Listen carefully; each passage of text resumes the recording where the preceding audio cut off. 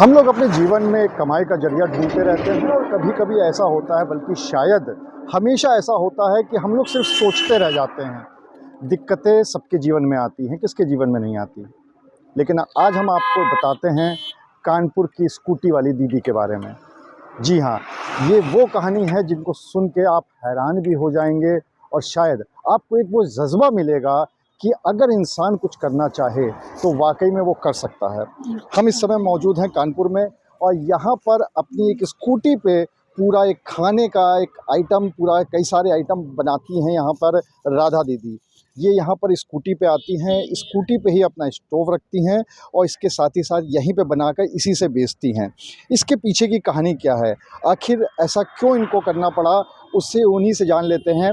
दीदी, आपसे जानना चाहेंगे कि आखिर ये आपने जो शुरुआत करी, इसके पीछे कारण क्या था? इसके पीछे कारण कुछ नहीं सर, फैमिली का सपोर्ट जो है वो थोड़ा नहीं रहा, तो मुझे अकेले ही कुछ करना था। इसलिए अब 2 बच्चे हैं साथ में, उनको भी देखना है, सारी चीज़ें हैं, तो बस चल रहा है काम। तो हस्बैंड आपके?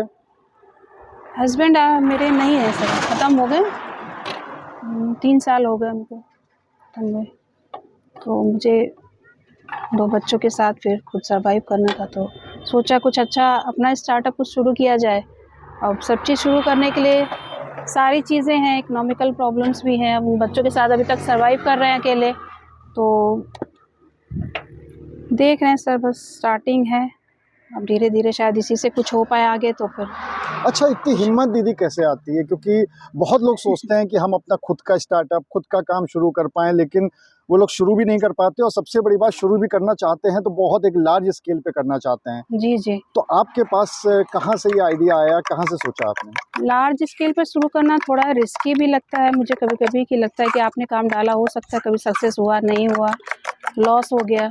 अब इसमें सारी चीज़ें इकोनॉमिकल भी सारी चीज़ें आ जाती हैं, इन्वेस्टमेंट चाहिए, सारी चीज़ें, लोकेशन चाहिए और थोड़ा बड़ा बजट हो जाता है। तो मेरे लिए तो वो पॉसिबल था नहीं, तो इसलिए मैंने वो सोचा ही नहीं। जब पॉसिबल नहीं था तो सोचना ही नहीं था। और ठीक है, अब इसी से अगर कुछ अच्छा इसी से ही हो जाएगा तो आगे फिर थोड़ा बड़ा, थोड़ा मीन्स एक स्टॉल तो कम से कम लेने की इच्छा है, बाकी सब ठीक है। अच्छा, जब ये शुरुआत करने का आपने सोचा कि तो अब दुकान है नहीं, हाँ, कोई स्टॉल था नहीं, बस तो फिर इसीलिए, कैसे आइडिया आया कि अपनी ही स्कूटी पे शुरू बस किया इसीलिए जाए? तो आइडिया आया। दुकान नहीं थी, स्टॉल नहीं था, तो लगा कि क्या करें, कैसे करें। तो मैंने यूट्यूब तो आजकल सभी कोई देखता है, तो मैं भी देखती थी। फिर ये हुआ कि चलो ऐसा कुछ देखा तो है, थोड़ा सा टेबल वेबल, एक टेबल हो जाएगा, बस गैस रखने का स्पेस मुझे मिल जाएगा, तो मैं बाकी चीज़ें मैनेज कर लूँगी। तो स्टार्टिंग करते हैं, बाकी इसी से कुछ निकलता जाएगा, जितनी सेविंग होगी फिर एक काउंटर ले लिया जाएगा धीरे से। तो आपने ये सीट पे ही रख रखा है? अच्छा, ये टेबल है। आपको हम ये दिखाते हैं कि इन्होंने एक ऐसी टेबल बनाई हुई है, एक पटरा टाइप का रखा हुआ इसको है, जोड़ के बनाया है, अपने ठोक के। इस पे स्कूटी पे रख लिया है वो भी ताकि घर पे ही था, पुराना सा। हाँ। तो उसको तोड़ ओड़ के भैया आए थे, मैंने कहा कि कुछ क्या करें भैया, अब ऐसा करना है मुझे, कैसे क्या किया जाए। तो उन्होंने कहा मार्केट चलो कुछ ले लेते हैं। हमने कहा मैं कुछ नहीं ले पाऊँगी अभी।